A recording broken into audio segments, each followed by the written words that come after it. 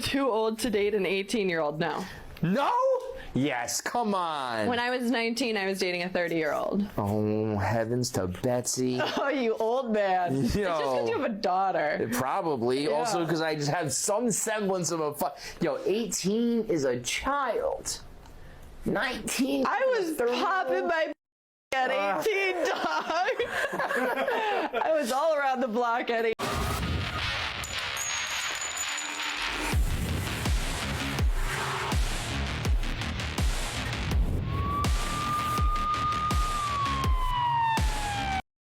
Gentlemen, I don't know about you, but when women talk like that, it just absolutely turns me off them.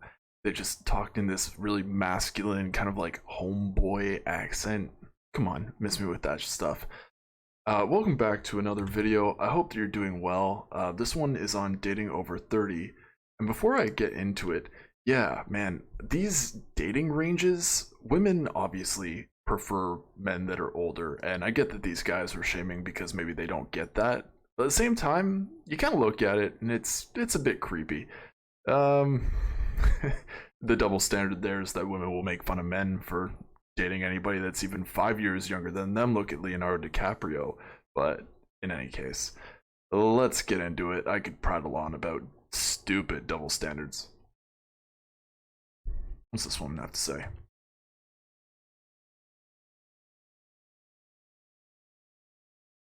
Kind of funny because last night my best friend and I were on the phone for 2 hours because we were basically talking about the same guy we've been talking about for like 90% of our friendship.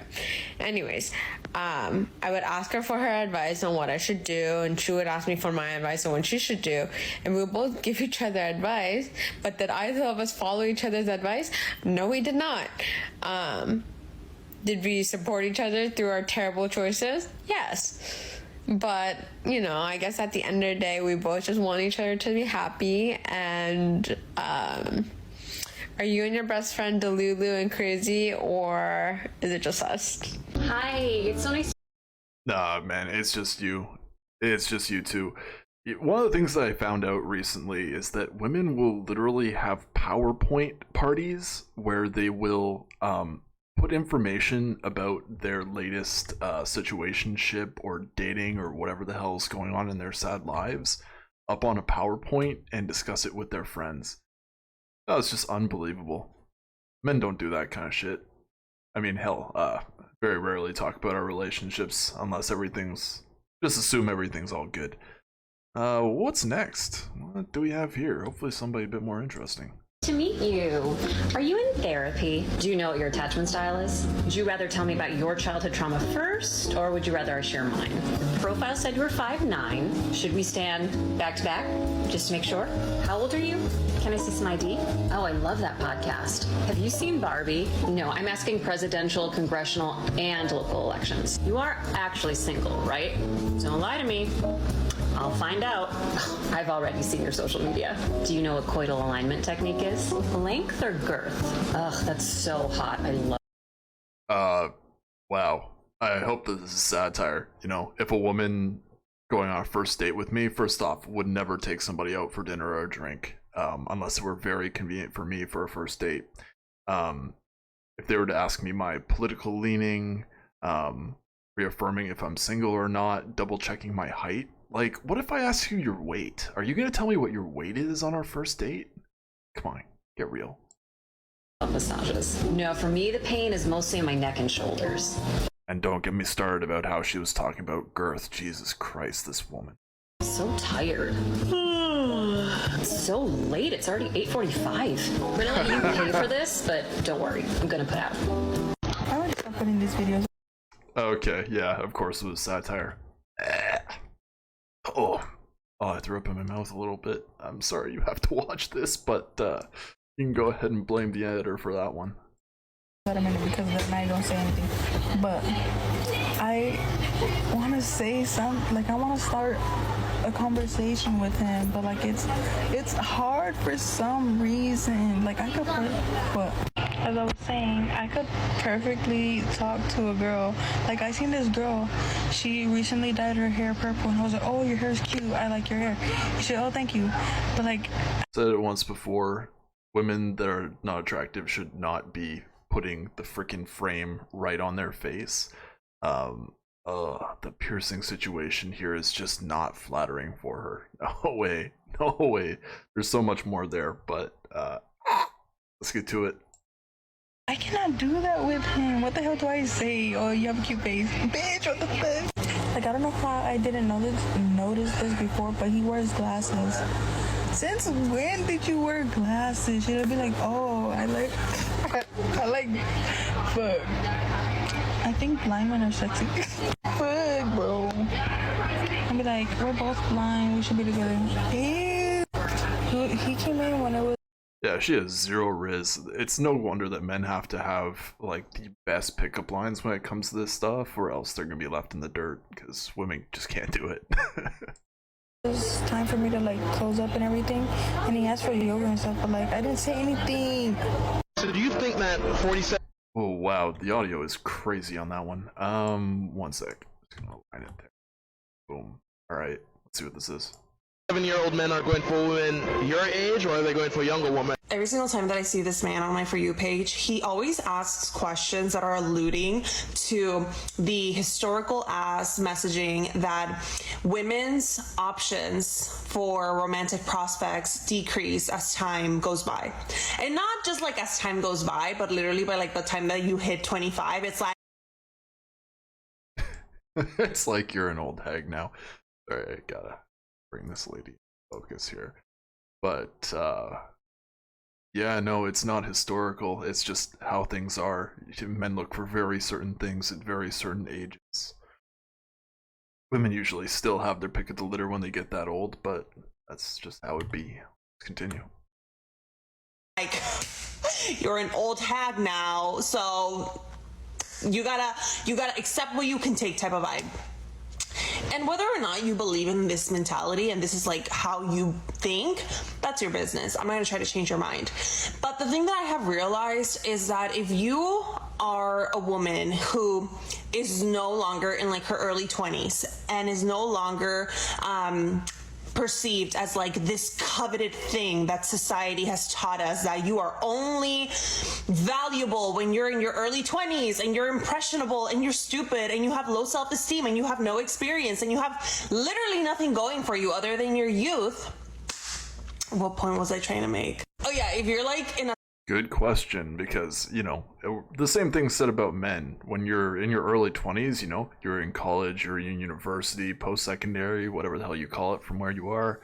You don't really have much to your name. You may have worked a minimum wage job, or you may be working a minimum wage job. There's really nothing going in there, but you can be working on getting physically fit.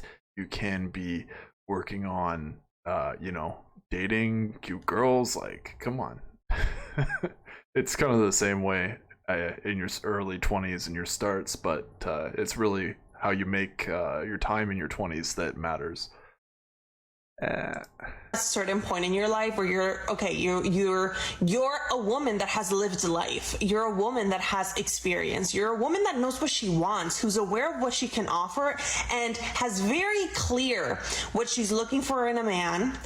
That kind of woman is not going to be interested in the type of man that is looking to date women in like their early 20s, because that man does not have the relationship skills or the characteristics that would make him a good life partner for this woman. And I just feel like a lot of the times the messaging is so focused on like telling women that, oh, your prospects are decreasing, you are no longer being chosen, whoops. When in reality, it's like, these prospects aren't even her interest. Like, you cannot tell a woman that, oh, you are no longer this man's league, when if you think about it a little farther, this man, like, she didn't want to pick him anyways. Am I recording? So yeah, anyways, I don't know if that makes sense to literally anyone, but I'm just really tired of like the messaging. because it just leads women to have a scar. Yeah, you really should. I mean, this is too funny here. She's just like completely delusional to the fact that this is how it is. Let's continue. There's probably a bit more here before I wrap up my thoughts. City mindset. It leads women to settle down very young because they feel like, oh my God, if I don't do it now when I'm 21, when will it ever happen to me? My value only decreases with time. So if we instead focused on having an abundance mindset and also being okay with like the fact of being alone, I feel like now more than ever, like the fact that the happiest people on earth are single, childless women, and like whole rhetoric. No. Before you continue, that is not the case. I feel like it's single men that are the happiest in the world because they don't have to line up to your high ass standards. Inflation's killing us out here. What can I say? And all the crap that comes with modern dating. This whole rhetoric, not rhetoric, but like all of these experiences being shared of male weaponized incompetence. I feel like now more than ever, women are just so aware that what even in the hell is that? Singlehood is not this terrifying thing. And when you take a step back, you realize just how much all of the messaging surrounding dating towards women is for women to have a scarcity mindset, so that we settle down, so that we put up with things, because if we are not chosen now, when will we ever be? When in reality, like ultimately men are the ones that actually benefit from like relationships with women more than the other way around. So let's think critically, baby.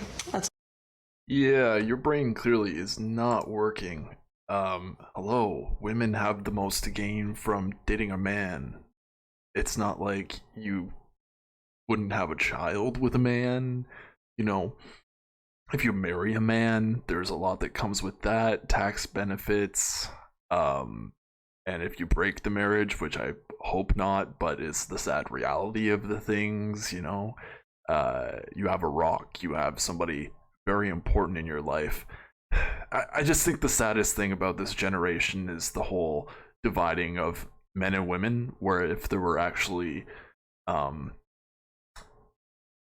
if things were to magically change and we'd all get along, I think things would be a lot better. But that's just hopeful thinking, obviously.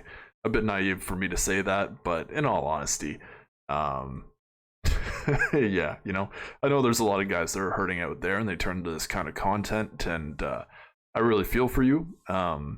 It's just, yeah, I just hate the split between. And I feel like women are really weaponizing that, and there's so few of us that are coming here and being critical of women. You know, again, Taylor, Hidan, Locke, we don't hate women. We're just being critical and trying to provide solutions for everybody. But in any case, I've been prattling on for nearly 13 minutes. Thank you as always for watching my content.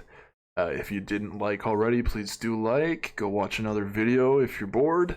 Subscribe if you've seen a few of my videos and you dig them. Check out Locke the Bounty Hunter. He is pinned in the comments. And I'm going to wrap things up there. Always do your due diligence when you're dating over 30. And I'll catch you in the next one. Cheers.